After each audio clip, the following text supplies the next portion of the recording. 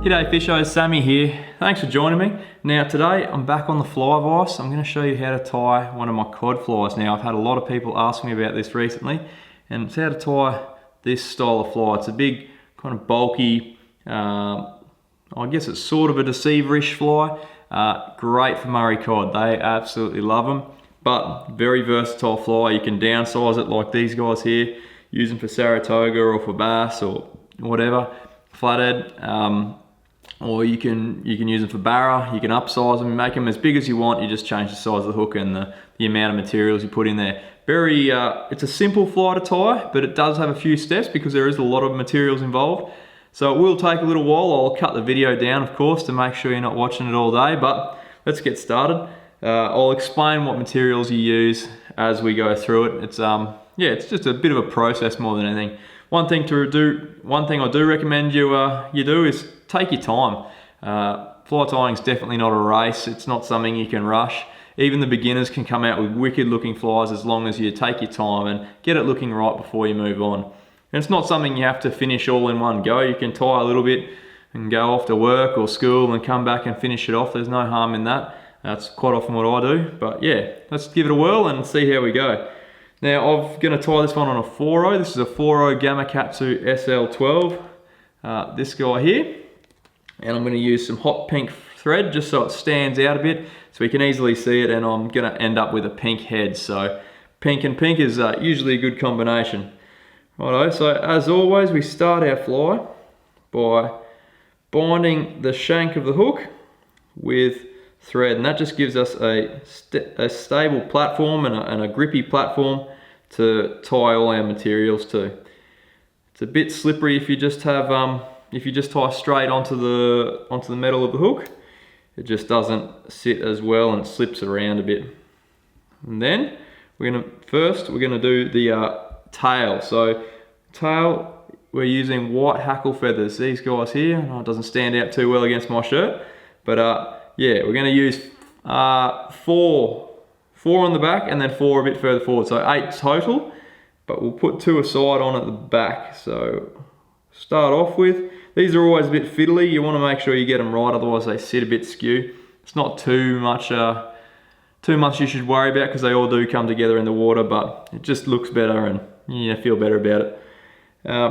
So you go loose wraps, then tighten it up, and that helps it to sit in one place. And then before you go too far, you want to put the other side on and do the exact same thing. Couple of loose wraps and then tighten it up. Now before you go tightening too much, you want to make sure it's nice and straight, which this guy is, and then give it a good tightening run over with the thread. Now a little bit forward of those 2 where you've just finished, we're going to add 2 more feathers aside. And that's just to taper the tail but still give it a nice amount of bulk. So these ones are going to sit, these are a thinner part of the hackle, so they're a thinner feather. So they generally sit a bit funny, they splay out a bit. Look great in the water, but they can be a bit tricky to tie on. But we'll see how we go. Hopefully they're kind to us. This looks like it's sitting all right. So good so far, and just do the other side and then that's our tail done. Now it always helps to get the straightest feathers you can. See, these ones have got a bit of a kick in them, so they will probably tilt down a bit, but in the water they're going to sit fine, so I'm not too concerned. It's about not wasting your material, so if all you got left is your crooked ones, don't throw them out because they're not cheap. Put them to use on a big fly like this and they'll swim just fine. We've got our tail section done, easy as that. Now what I'm going to do now is add a bit of flash to it. Now this is one of those things where less is kind of more. You don't want to go overboard with your flash. You don't want it to be a mirror ball underwater. So I'm just going to add a little bit of, this is called Flashaboo. It's almost like a clear, glinty, it's just a really subtle flash, but when it catches the light, it just lights up. So you don't need much of it, but it's really great stuff. I'll probably use about 5 strands each side. And I make sure those strands are the full length of the tail, so they go all the way back. This is where it does help to have a fly vise that rotates. Makes it a whole lot easier. So they sit nice and flat, so they're nice and simple to add to the fly. Okie dokie, move that fly line forward. I'll just trim off these excess bits now because they are quite long. It might get in the way later. So that's our tail and our flash done. Now it's time to add a bit of bucktail. Now, bucktail is deer hair or deer tail, and it comes in a whole heap of different colours. So I'm going to put some white down first, and then I'm going to lay some pink over it. Now, bucktail is a great material. It adds a lot of bulk. It's got a lot of natural movement in the water, so it's a really good material. I recommend using it for a lot of flies, as you'll see. Last time we did the bucktail clouser, worked a treat.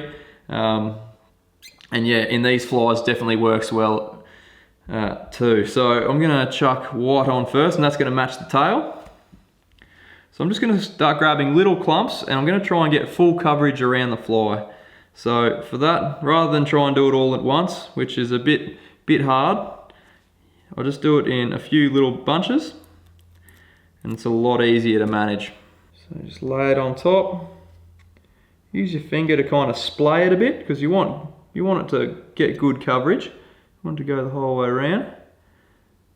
So splay it a bit, or spread it out, whatever word you prefer.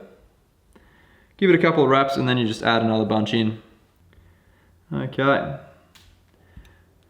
So what I'll do now is, before I do the tightening bits, where's my little, I've got this thing here. This is like a toothpick, metal toothpick, and you just use that to make sure you've got nice even coverage across your whole fly. You can trace it down the lines and make sure they're all sitting straight, they're not caught up in anything. And it just lets you know if you've missed any holes or what your coverage is like. This guy is looking pretty good. Not bad if I say so myself. So again, you want to put a few tight wraps on there to lock it down. And then we'll trim some of this excess bucktail off. And what we'll do is we'll crush the rest of it down with some really tight wraps. That's just going to stop us having a big lump in one section. If you just cut it off square and run it over, you end up with a big lump that you can't really use. So you're better to taper it off.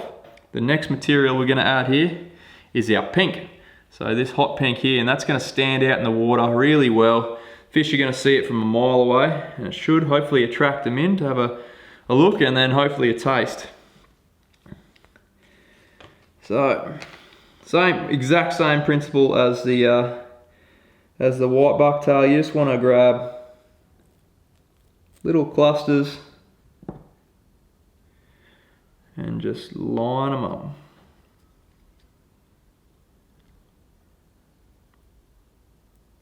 I think it's time we start our collar. Now, I think what we might do a two-tone color. So we might do a bit of hot pink, a bit of this. Well, it's probably more of a purple than a pink, but it stands out like a sore thumb.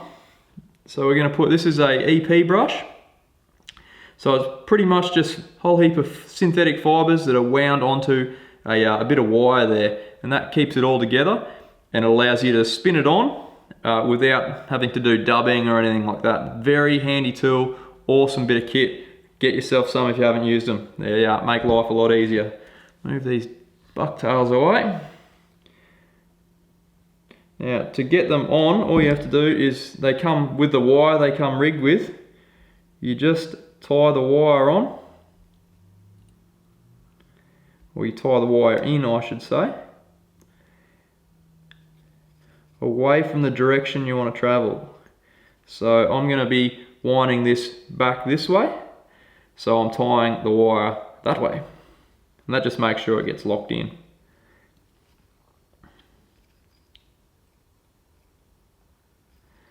Okey-doke. Now, once you've got it tied in, then you take your line back up the top, your thread, and that just keeps it out of the way. Now, With these, there's a bit of a trick to them. You want to grab all your fibers and pull them back so you're not squashing them and getting them caught up in the wire while you're rigging it. Otherwise, you're going to end up losing some of the fibers that you would have had. You're going to lose some of the bulk, and it's all going to be sitting under the wire, which is not what we want. We want it fluffed out, providing a heap of movement. I reckon that'll just about do it. So to tie it off, you take your thread up and you just cross over. So you try and make sure you get the least amount of fibre as possible, and you're just on the wire. You can even fish it out if you need. Use that same toothpick you've grabbed or whatever you're using to free any bits of fibre you've trapped, and pull it back.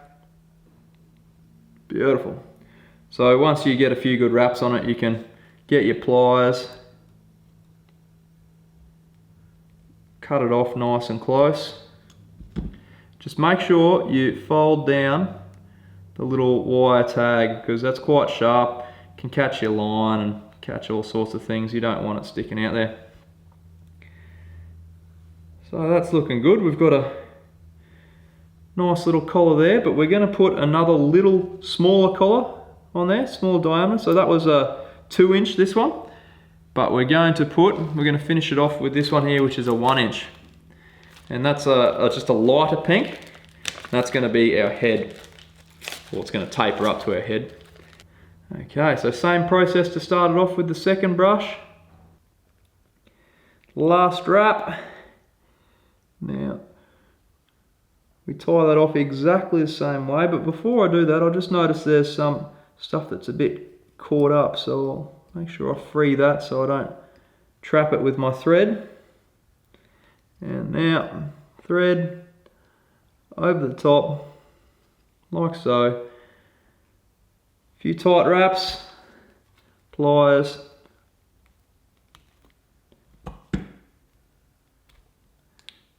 and off she comes. All right, so that's the head of our fly. So we want to make sure we've got plenty of room. We want to wrap that tight. We also want to not forget to put our weed guard in. So we're going to put a weed guard in so we don't get snagged. We can chuck it over the weed beds or near rocks or timber and retrieve it back through without the hook point finding grief. Now for weed guards, I just use a bit of 60-pound leader. I don't know if you can see that there. I just grab it off my leader rolls and tie it in from there. There's no real special material you have to use. I find hard leader works well. So hard, stiff leader is probably one of the best weed guards you can get. Before we tie that in, let's just run our toothpick or picking tool, like I've got, through all that brush that we've just put on, and it just helps to straighten it out. Sometimes it gets a bit twisted up while you're winding it on, so run it through like you're combing your hair. Just gets it all straight, gets all the knots out. This guy's even got a little brush on the other side so we can brush it back. Make it nice and neat. Look at that. Beautiful. So in the water, it's gonna sit down like so and really compact in. It's gonna look great. Now I might tie that weed guard in now before we go too much further. So I like to grab probably about 2 inches. And what you do is you lay it facing forward on the head of the hook, like so.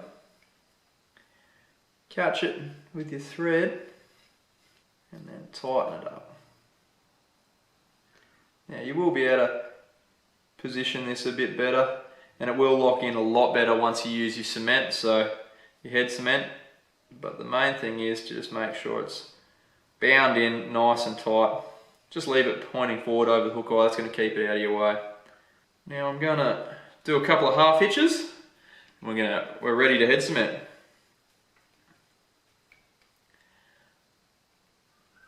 Half hitch, so that's locked our thread in place.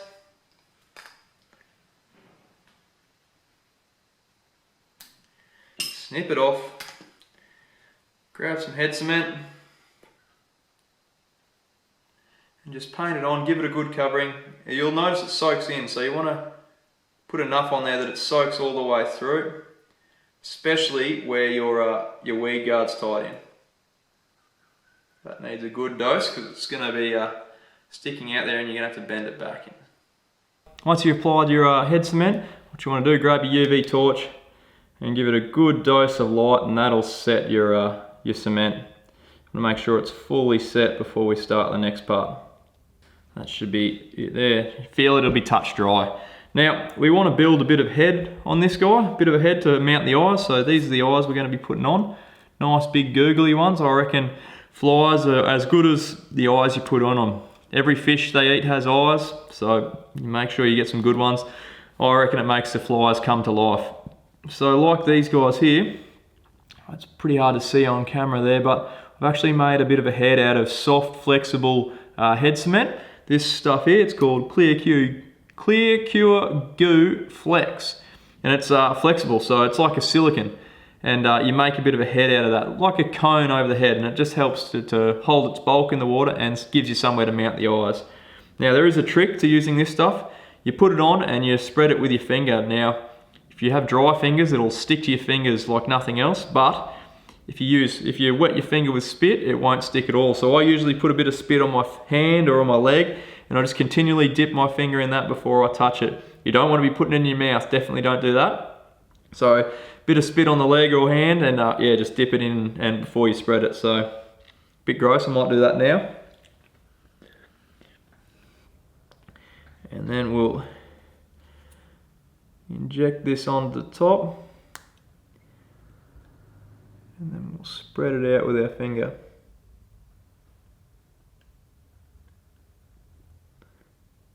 So you don't want to put too much on at a time, just enough to deal with.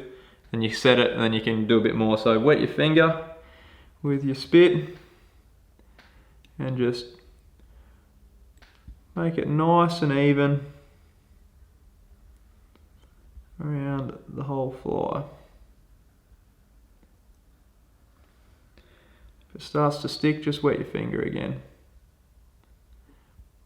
We'll tuck it in like that, and then let's just set that first layer. Okie dokie. Put a little bit more on, and then we'll put the eyes on, I think. Eyes, what you want to do, put a bit of the Clear Cure, the flexible stuff on there, on the back, and we're going to use that as like our glue to hold the eyes in place. You want to put them somewhere where you can mirror it on the other side, so you want them to be nice and even. We don't want no wonky-eyed fish swimming around.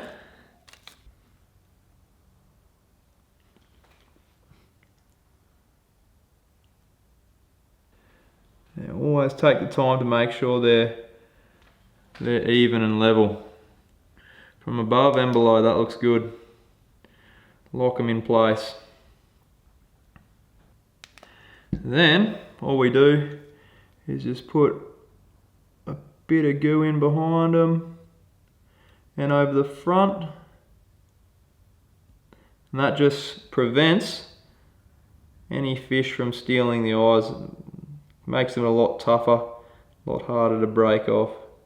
So you can imagine they're only stuck on by a little bit of glue. Old Mr. Cod comes along and crunches it. Be a fair bit of force pulling off it.